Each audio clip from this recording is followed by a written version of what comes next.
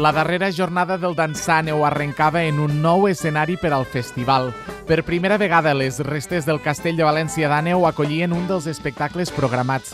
La música folk de l'orquestrina Trama ha estat una de les darreres 3 propostes que s'han vist en aquesta 29a edició del Festival de Cultures del Pirineu. Les entrades de pagament s'han exhaurit.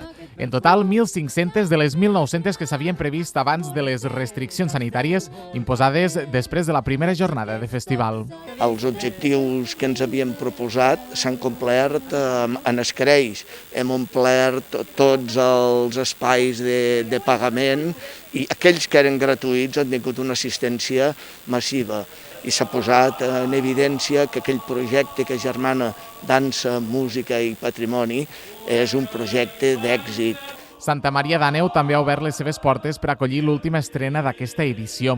La companyia Factoria Mascaró, fundada per un dels pares del festival, Joan Serra, ha ballat amb la veu del quartet La Nova Euterpe.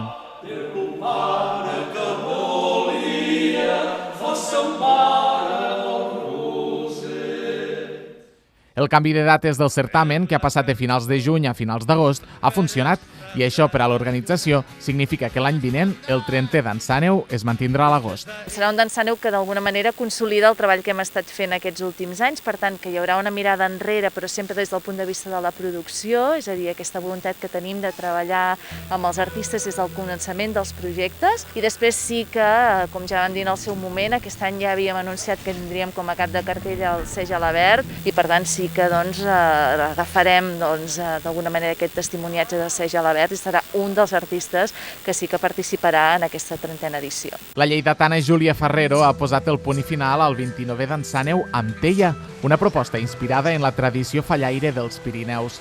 Amb ella s'ha clos una edició que, malgrat les adversitats, ha acabat amb el cap ben alt.